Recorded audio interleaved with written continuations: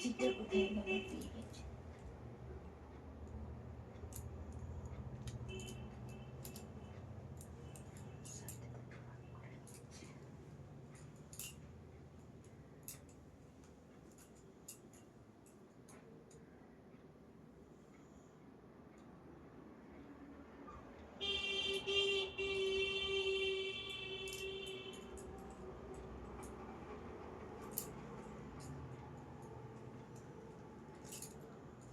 খালি জট পড়ে না, কার্লি ছিল এই এক তাও কম গো, আগে আমার যে পড়তো ছোটবেলায়, তো এইসব শ্যাম্পু ফ্যাম্পু এই কন্ডিশনার এই সিরাম এইসব দিয়ে কম পড়ে।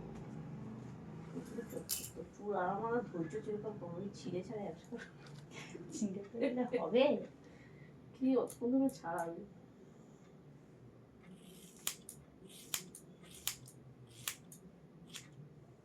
অল্প ছোট করে দিই, বেশি তো পারিনি, অল্প ছোট করবো, বেশি খুব শাড়ি পরবো তো বেশি ছোট করবো না, ঠিক আছে।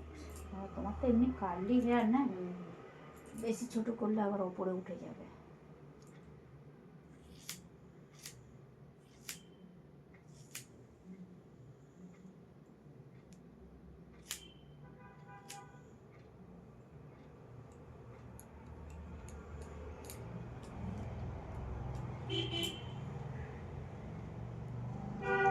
নেসটা খারাপ হয়ে গেছে তো ওইটা একটু না কেটে দিতে হবে না। ওই জন্যই বলা হবে সে দেখছি এখন একদম যত্ন করার সময়, আগে তাও একটু একটু করতাম এটা ওটা সেটা, এখন একদমই টাইম পাই না। ওদের পরীক্ষা হয়ে গেছে, ছেলের পরীক্ষা হয়ে গেছে, আজকে লাস্ট হলো, না শেষ হয়ে যাবে এই মাসের ওই লাস্টে 20-22 তারিখ অবধি হবে, শেষ ক্লাস 4 হবে। ও ক্লাস 4 উঠে গেল, এপ্রিল মাসে শুরু বড় হয়ে গেল কত দেখলে।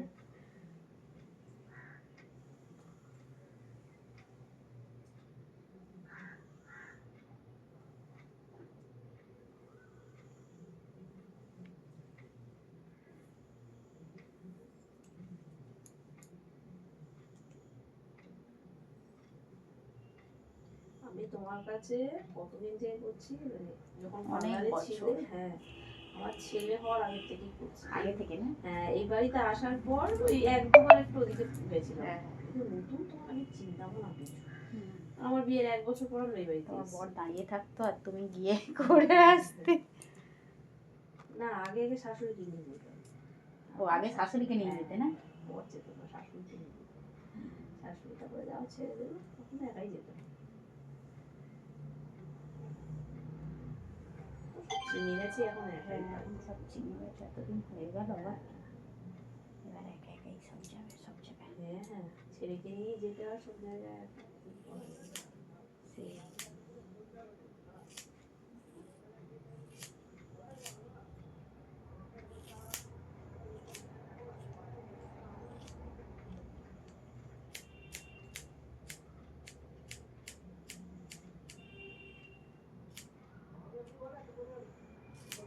সারাক্ষণ রাস্তার ধারে লোকজন যাচ্ছে, গাড়ি ঘোড়া যাচ্ছে, সারাক্ষণ শুনতে পাচ্ছ। সারাক্ষণ আমি রাত মাঝ রাতেই গেল, সারা রাত লোকজন যায়, সারা রাত।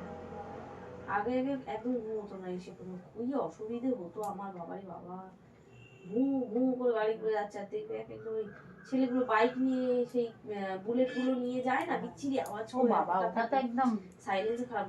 আমার তো মনে উপর থেকে জল ছিটিয়ে দিয়ে এত রাগ হয়, গায়ে ঢেলে দেবে। সব থেকে প্রবলেম তাহলে হচ্ছে চণ্ডী মেলার সময়। এই বছর কি হয়েছে জানি না, চণ্ডী মেলায় তোমার এবছর থেকে আমাদের মাইকটা অফ করে দিয়েছে একদিন, চালালোই না, বোধহয় তো পাড়া থেকে কিছু অবজেকশন দিয়েছে। না হলে ওই ছেলে, আমার ছেলে ওঠা হচ্ছে 4টে, আমি উঠি 3:30-র সময়, ওই 3:30 থেকে মাইক বাজতে শুরু হয়েছে। আর এই সামনে আমাদের বাড়ির সামনে পোল্ট্রি গায়ে দেয়, এই যে সামনের বাড়িটা আমার পাশের বাড়ি, হ্যাঁ ওর হচ্ছে ওই ইয়েতে দেয় মাইকটা, আর মুখটা তো আমারই জানলার দিকে, আর সকাল থেকে যদি মাইক বাজে আর ওই যদি সানাই চলে কে ঘুমোয়।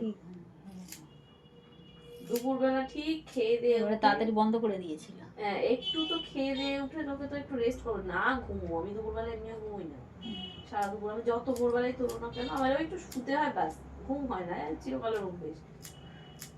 তো ওই এখনো তো কি হচ্ছে না, কি একটা দেখছি প্যান্ডেল করছে, কি যে হচ্ছে তা ফটো এক্সিবিশন না কি একটা হচ্ছে এখন 12 মাস না চণ্ডীমাঠের কিছু না কিছু ওদের লেগেই থাকে। এটা বিজনেস হয়ে ব্যবসা, গেছে বুঝেছো হ্যাঁ। এটা চলে না কিন্তু লোকই থাকে না। এর আগে ওই কি চারটা। একটা এক্সিবিশন হলো, সবাই কাপড় স্টল ফল, তারপর তোমার ওই ডিবাপির বিরিয়ে নিয়ে এসেছিল, বলরাম মল্লিকের মিষ্টি নিয়ে এসেছিল, অনেক জায়গাতে ভালো ভালো যেসব তোমার ভীমনাগের মিষ্টি এসেছিল, অনেক কিছু মানে যেসব ফেমাস আর কি যে জিনিসগুলো, নবদ্বীপের ক্ষীর দই সব স্টল দিয়েছে, পুরো ফাঁকা স্টল গুলো। তাদেরও তো লস হয়, অত টাকা দিয়ে আসে, লস হয় তো ওদের তো। মাঝে এরা দেখি খুব কিছু হলেই দেখছে এখন চণ্ডীমাঠে সারা বছর কিছু না কিছু। কিছু না কিছু। আর এই বাচ্চাকে ওখান দিয়ে আনা যায় না, যাবো ওই কিছু হলে তো ওদেরও একটু আনন্দ লাগে না হ্যাঁ। যে দেখি কি হচ্ছে। আমি তো নিয়ে যাই না, তাও না পরীক্ষা আছে এসে আমার সাথে বেশি করতে পারে না, আমার বাবাকে ঠিক পটিয়ে না ঘুরে গাড়ি চলে গেছে যাবে। হ্যাঁ ওদের একটু ভালো লাগে না একটু মেলাটা লাগলে। টাইমটা তো একদমই পায় না, ও হচ্ছে সোম থেকে রোববার পর্যন্ত পুরো বুক।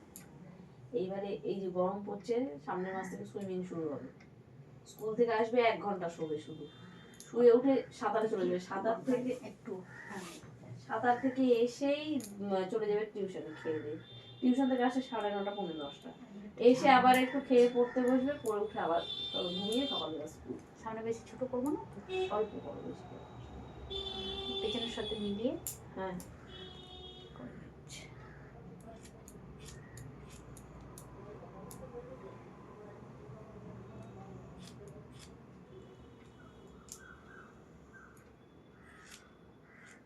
কারের পেছনে দেখা গেলেই হবে।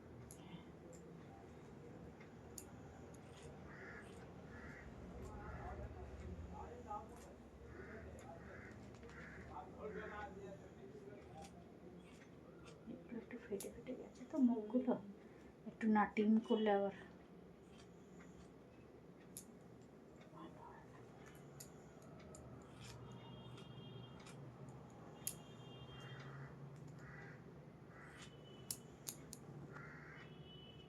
না। রবিবার বাবা, রবিবার তো পার্লারে প্রচুর কাজ। আচ্ছা সেদিন যে ছিলেন মহিলাটা উনি মালিক না?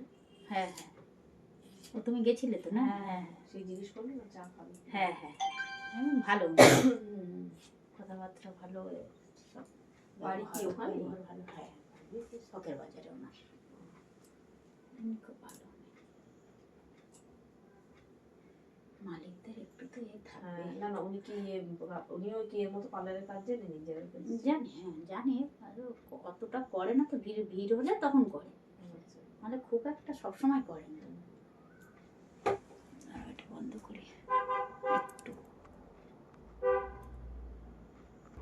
চুল পড়বে আবার গজাবে, এই হবে না, পড়লে গজাবে কি করে বলো না। হ্যাঁ হ্যাঁ আগে বলছি তো প্রচুর তেল ফেল এই যে অনেক কিছু ইউজ হতো না, এখন আর ছেলেকে সময় নেই না তেল হবে সে বরের কাছে মিলিয়ে একটুখানি মালিশ করে ওই দেয় রাত্রে মালিশ করে। হ্যাঁ তো ওই আমার শাশুড়ি দেখা দিতে বলে আমারও চুল পড়ে যাচ্ছে, তাড়াতাড়ি করে নিয়ে আসলে এই তেল সেই ডাক্তার ওষুধ তেল। এবার দেখো বয়সের একটা ব্যাপার হবে, একটা ব্যাপার আছে না, আমাদের যেমন এটা তো এত চুল পড়ে যাওয়া বয়স না, প্রবলেম হলেই পড়ছে।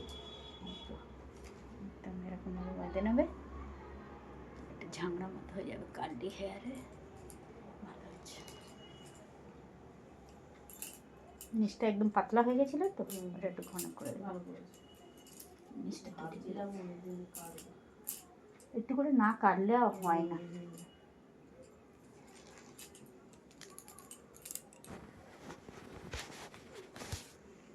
হাত দিয়েছো চুলটা পেছন দিক দিয়ে হাত ধরো, ধরো এদিকে ঘোরা, তাকাবে না, খালি তুমি পেছন দিক দিয়ে দুটো হাত দিয়ে দেখে নাও। একটুখানি কেটেছি নিচটা খালি, সুন্দর হয়েছে। হ্যাঁ ঠিক আছে তো? কেরম লাগছে, ঠিক মনে হচ্ছে তো? একদম আমি খারাপ বলেছি? না সেটা নয়।